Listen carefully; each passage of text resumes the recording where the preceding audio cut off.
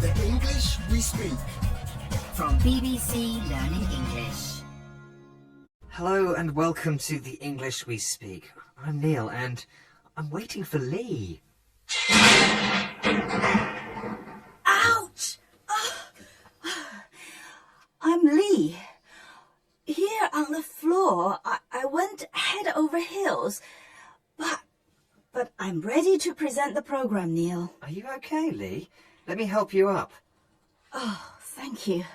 I appreciate your helping me to stand up. I'm sorry you fell over like that. You sounded so cheerful. So you are head over heels, Lee. Who's the lucky guy? The lucky guy? What do you mean, Neil? Well, the one you're head over heels in love with. Is it anyone I know? Anyone you know? I don't know what you are talking about, Neil. I've just fallen flat on my face. You said that you're head over heels. This is an expression we use in English to say that you had such a dramatic fall that your head was over your feet, and we use it when we want to say that someone fell madly in love. Oh, that's when you say that someone has fallen head over heels for another person. You can also imagine you're a gymnast doing somersaults or cartwheels. Your head goes literally over your heels. Yeah, it makes sense. When you are in love, it might mean that you are so happy that you feel like jumping around. They met at a dinner party and fell head over heels for each other. He is gorgeous. I'm head over heels in love with him. She is a hopeless romantic. She's always head over heels in love with somebody. So, who is it, Lee? Who have you fallen head over heels in love with? I promise I won't tell a soul.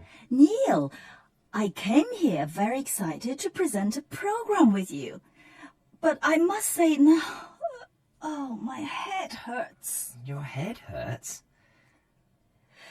My feet sore. Feet are sore? What's been going on?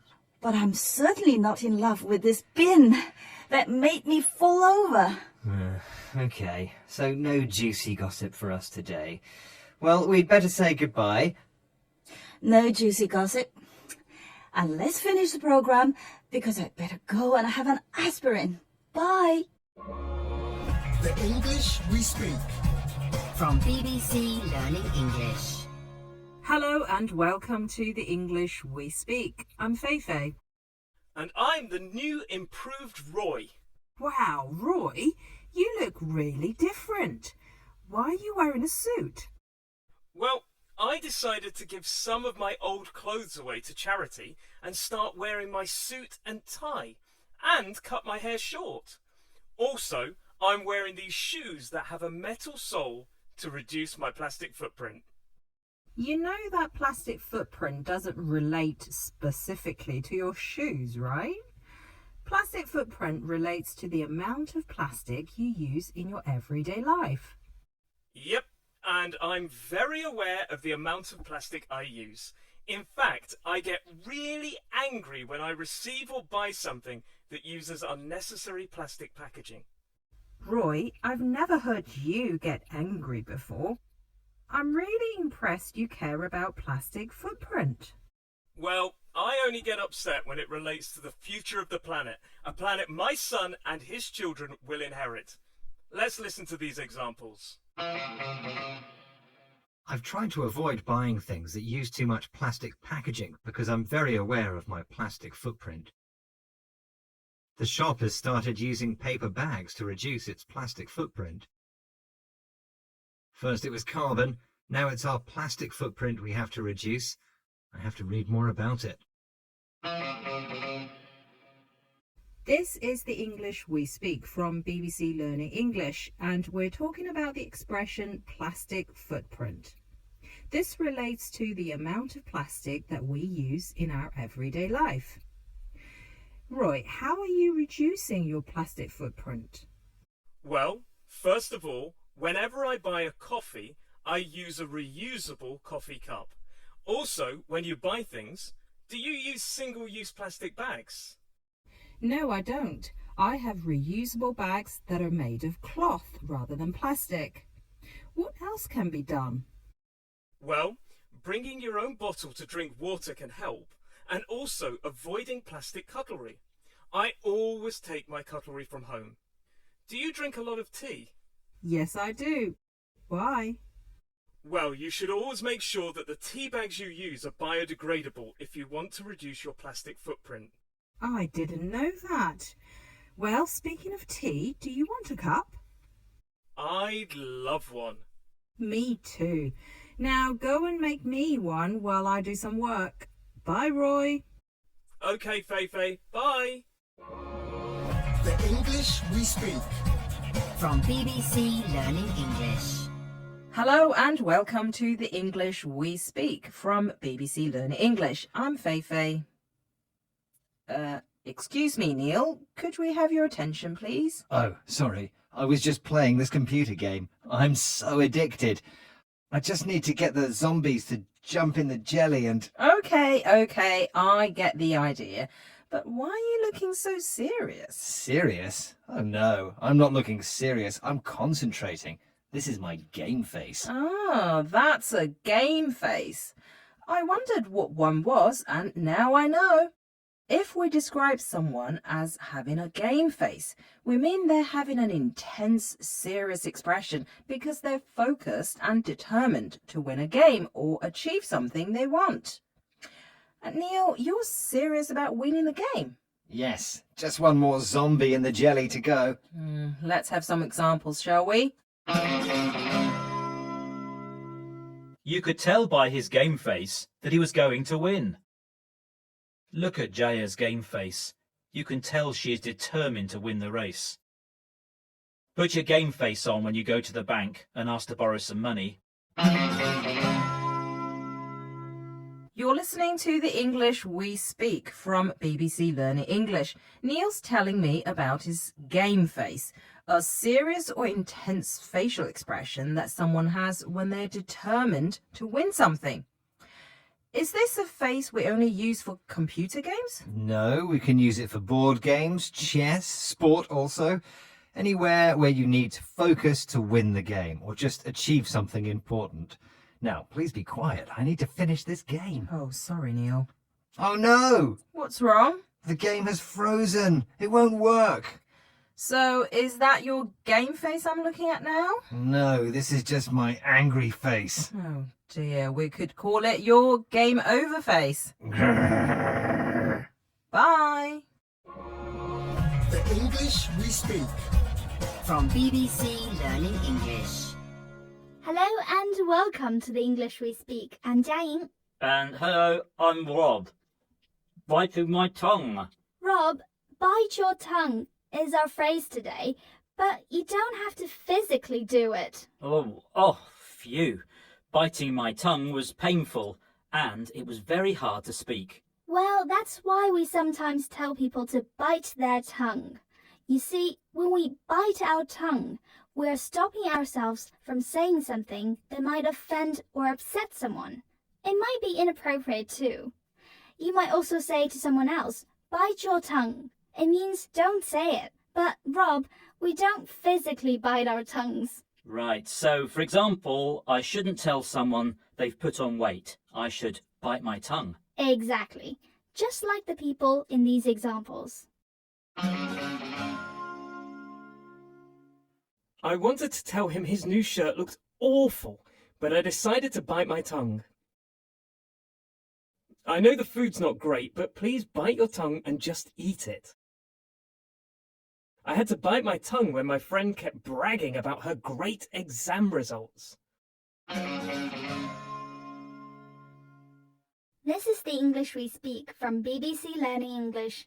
We're learning about the phrase, bite your tongue, which means to stop yourself from saying something offensive, hurtful, or inappropriate. So, Rob, we shouldn't tell people we think they've gained a bit of weight, should we? No, we should bite our tongue. Good. And I will bite my tongue about your weight. Excuse me, what about my weight? Sorry, Rob. I am biting my tongue. Maybe saying nothing at all is better than saying something. Do you fancy a biscuit? Thanks, Rob. Bye. Ow! I've bitten my tongue. The English we speak. From BBC Learning English. This is the English we speak. With me, Fei Fei. And me, Rob. Now, our piece of authentic real English in this programme is, Fei Fei? Twiddle your thumbs. Oh, okay, I will. What are we waiting for? Nothing, Rob. Twiddle your thumbs is the phrase. Oh, sorry, Fei Fei. I thought you were telling me to wait around, not do anything until something happens. Why would I do that? So you can watch me twiddle my thumbs? No, Rob. The informal phrase twiddle your thumbs means to wait around doing nothing until something happens. But you can twiddle your thumbs again while we listen to some examples. Where have you been? I've been twiddling my thumbs waiting for you to arrive. Just twiddle your thumbs while we work out how the computer works. I've been twiddling my thumbs because I arrived early for the meeting. This is the English we speak from BBC Learning English, and we're learning about the phrase twiddle your thumbs, which means do nothing while waiting for something to happen. We don't actually have to twiddle our thumbs when we have nothing to do we? Of course not. It just describes having nothing to do. So you mean being bored? Yes, exactly. And you know what's a good solution to stop you from twiddling your thumbs? No. Do something, like making your colleague a nice cup of tea. Hint taken. See you later. Bye. The English we speak. From BBC Learning English. Welcome back, Fei Fei. Good holiday. The best, Neil. We flew to Mexico, then up to California, and then drove all the way across the states from LA to New York. Incredible. All in 1 week? Yes, it's just that What? I can't help thinking.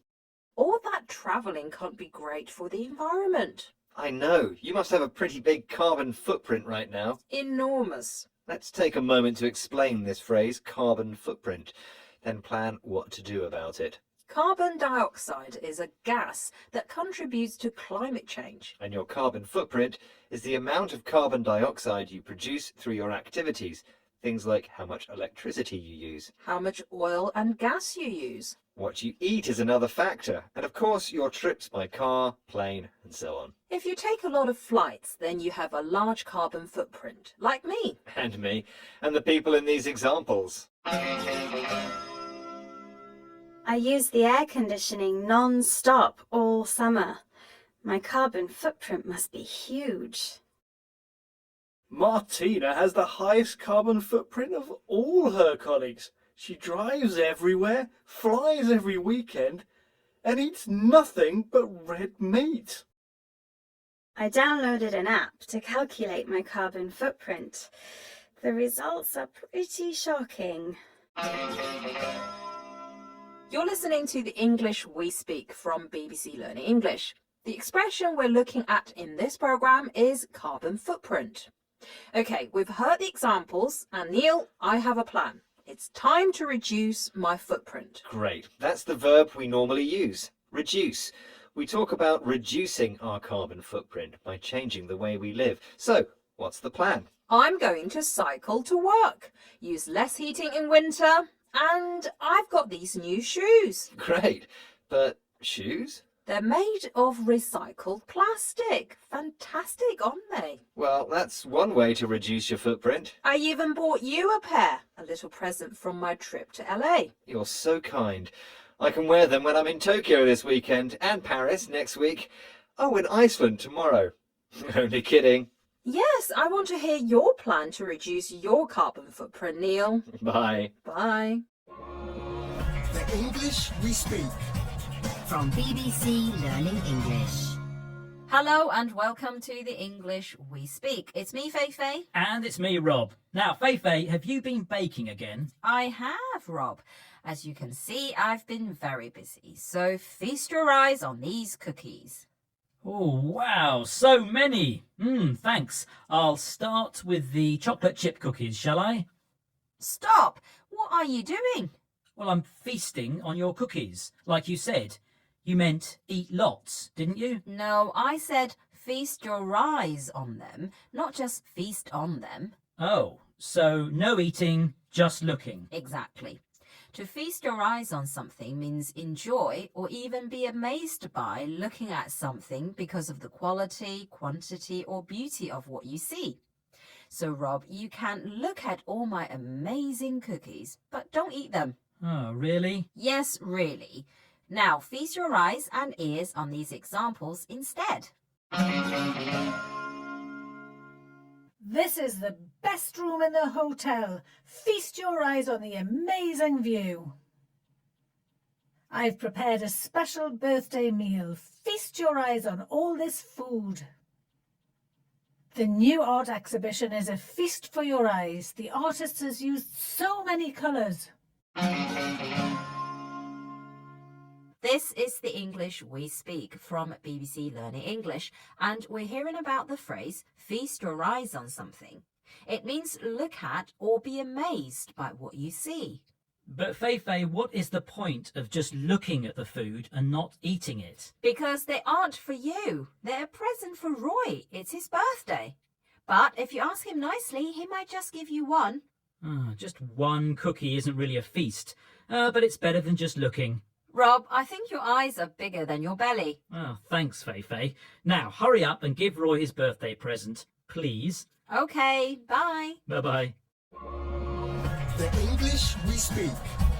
From BBC Learning English. Welcome to the English we speak with me, Jiaying. Me, Neil. Are you okay, Neil? You look really tired. I am, but my best friend is living with me and he's a nightmare. He never does the washing up, he plays his guitar all day, which he's rubbish at. I'm just so stressed, I can't relax. Sounds like he's living rent-free in your head. What? No, Jiaying, rent is important and he pays that. He's just annoying to live with. Why do you think he doesn't pay rent? No, Neil. I said live rent-free in your head. We use this expression to say we can't stop thinking about something or someone. It can be used to talk about things or people you love or that annoy you. It commonly relates to thinking about something or someone to the point of becoming obsessed. Ah, that makes sense. I thought you were saying I have a big head and someone could live in it. I didn't think that comment through. Well, now you know. We can talk more about it after these examples. Juan loves Kika so much. She lives rent-free in his head. The moment we lost the football final lives rent-free in my head. I can't stop thinking about what could have been. You need to stop thinking about your argument with him. He's living rent-free in your head. You're listening to the English we speak from BBC Learning English, and we're talking about the expression live rent-free in one's head. We use this expression to talk about something or someone we can't stop thinking about. Yes, for example, I became totally obsessed with videos on decorating cakes, and they lived rent-free in my head. I loved it so much. Instead of saying live rent-free in your head, you could say can't get something or someone out of your mind. Like my best friend, I can't stop thinking about him. Yes, he's really annoying you. Have you decided what to do with him? I have. I told him your address and now he's coming to live with you. Oh no! Then he'll be living rent-free in my head. Just joking, I'd never do that. Bye, Neil. Bye. The English we speak. From the BBC.